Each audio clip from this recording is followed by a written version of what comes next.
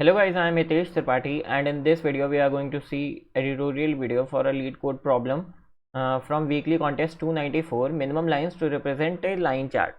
Okay, so since there have been many solutions for this problem, so problem was kind of easy medium but काफ़ी लोगों के solutions तुम्हारे final test में fail हो गए. So I'll tell you why and also the approach of the problem and I'll discuss the code also.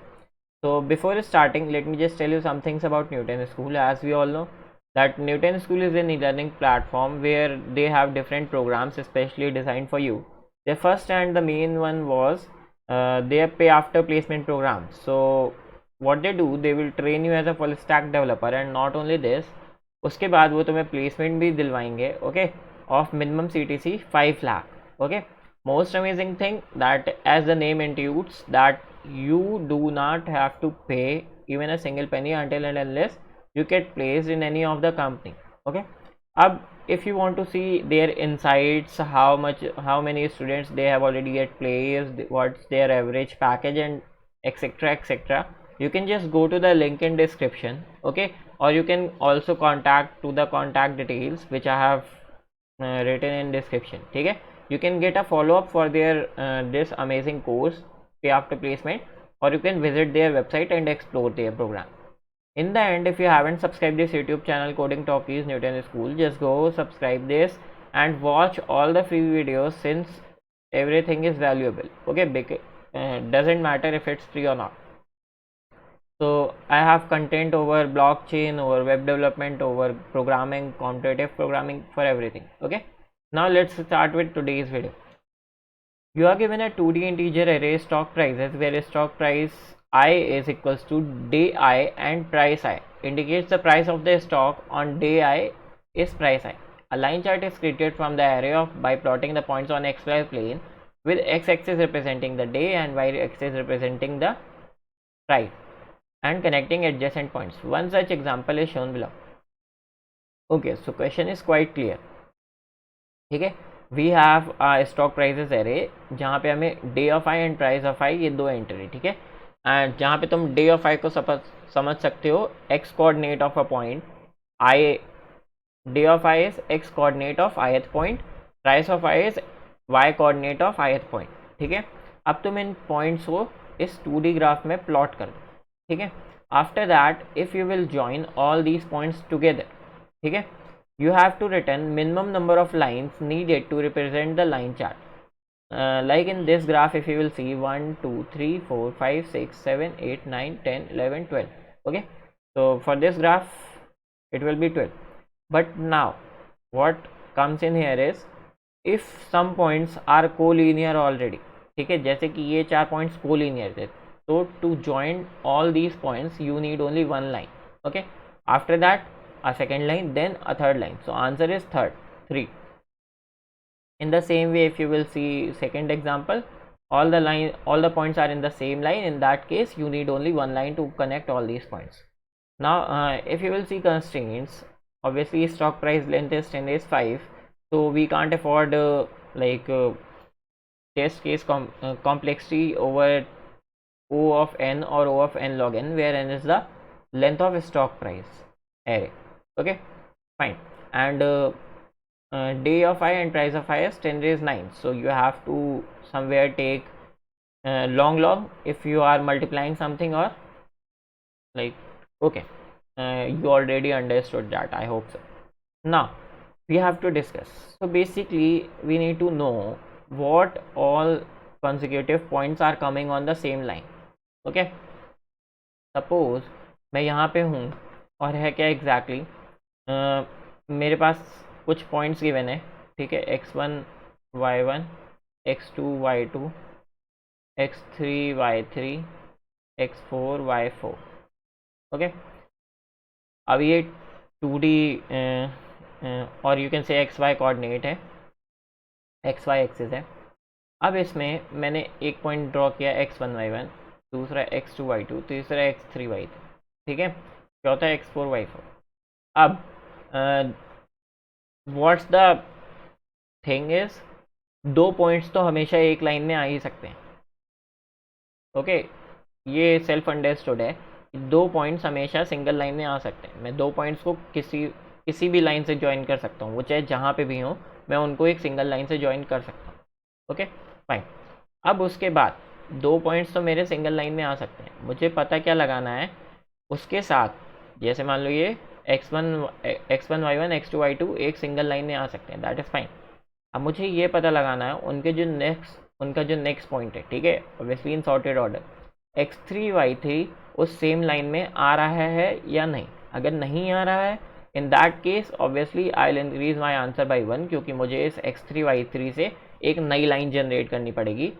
If same line में आ रहा है तो कुछ नहीं, फिर मैं x4 y4 के लिए देखूंगा। ठीक है, मैं चेक कैसे करूंगा कि 3 पॉइंट सेम लाइन में आ रहे हैं कि नहीं। अब ये बहुत ही स्टूपिड सी थिंग है, ठीक है।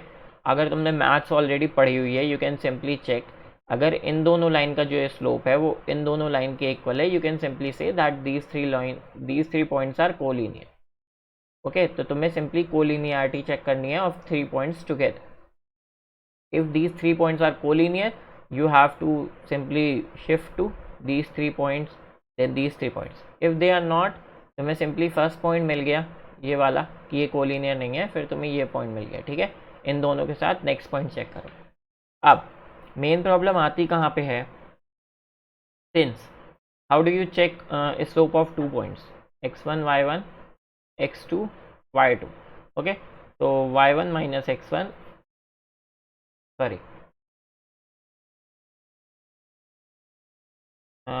y2 minus y1 upon x2 minus x1। ठीक है, ये हो गया स्लोप। अब तुम बेसिकली करोगे क्या, तुम इसको स्टोर कर लोगे किसी डबल में। Okay, if you are smart enough तो तुम करोगे क्या कि पहले 2 पॉइंट्स का स्लोप किसी डबल में स्टोर करोगे, एंड फिर y3 माइनस y2 करोगे एंड x3 माइनस x2 करोगे, एंड इसको भी किसी डबल डेटा टाइप में स्टोर कर लोगे, फिर इनकी इक्वलिटी चेक कर लोगे सिंपली। ठीक है, but here what you have missed is value of these points is 10⁹। Okay, 10⁹ की वैल्यू में कहीं पे भी तुम्हें कुछ भी कंस्ट्रेंट्स में गिवन नहीं है दैट डिवाइडिंग पॉइंट्स जो तुम्हारा डेसिमल पॉइंट्स हैं, ठीक है, जो डेसिमल पॉइंट्स हैं वो तुम्हारे डबल में कैरी हो ही जाएंगे। तो there can be a test case जहाँ पे तुम्हारा ये करने पे वैल्यू जो है वो डबल से भी ओवरफ्लो हो जाएगी। ओके, तो तुम इन पॉइंट्स को डबल पे स्टोर नहीं कर सकते because that will lose some decimal places, and वो वहाँ पे तुम्हारे जो क्या हैं, तुम्हारे जो स्लोप्स हैं वो इक्वलिटी चेक नहीं कर पाएंगे। So for that what you simply do, कभी भी तुम्हें 2 डबल की या फिर 2 फ्रैक्शंस की इक्वलिटी चेक करनी है। ठीक है, that is why some y upon x and y dash upon x dash. You should always suppose you need to check y dash upon x dash and y upon x. Okay, so no need of calculating their value v1 and v2, कभी भी उनकी value calculate नहीं करनी चाहिए। You should always check it like cross product. Okay, you should always check it like y dash into x if it is equals to x dash into y or not. Okay, you should always check it like this if you already know what is your denominator and numerator. So instead of calculating a slope and storing it in double, you should check it like this: y dash into x, x dash into y. Okay, so now let me present you the code and you will get it easy. Sorry. So here is the function get slope, जिसमें मैं पास करूँगा अपने stock price की array. Okay, और एक index i। तो यहाँ से बेसिकली मुझे i और ith वाले पॉइंट का और i माइनस 1th वाले पॉइंट का अपना क्या लेना है, स्लोप निकालना है। तो मैं सिंपली क्या करूँगा, i फर्स्ट, ये मेरा हो गया y2 माइनस y1 और ये हो गया मेरा x2 माइनस x1। ठीक है, तो मैं बेसिकली रिटर्न कर रहा हूँ डिनोमिनेटर और न्यूमरेटर इस फंक्शन से, not the value of slope. ठीक है, फिर मैंने सिंपली चेक किया if stock size is 1 only, तो बेसिकली होगा क्या, वहाँ पे तो 0, एक भी लाइन नहीं चाहिए मुझे। ठीक है, बाकी सारे पॉइंट्स को सॉर्ट कर दो बिकॉज मैं एक के बाद एरे चेक करने वाला हूँ, ठीक है। उसके बाद तुम्हें क्या करना है, प्रीवियस स्लोप एक जो फर्स्ट 2 पॉइंट्स हैं, 0th point and first point, उसका एक स्लोप निकाल लो, ठीक है। फिर मैं थर्ड पॉइंट से चलूँगा, दैट इज सेकेंड इंडेक्स से। वहाँ पे मैंने किसका स्लोप निकाला, फर्स्ट इंडेक्स और सेकेंड इंडेक्स वाले पॉइंट का। अब मेरे पास 2 स्लोप आ गए from first 3 points. Now I need to simply check their equality. For that I will simply do slope 0 numerator of first multiply denominator of second and denominator of first multiply numerator of second.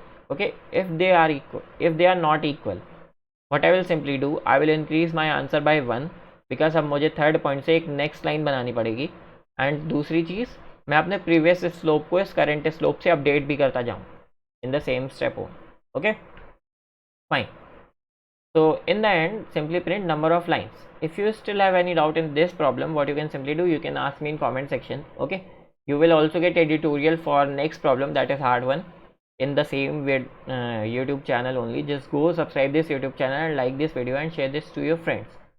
One more thing, if you haven't checked Newton School Pay After Placement program yet, just go check it and you can get the link in description, contact details too. You can also get a follow-up from their side. Thank you guys for watching this video.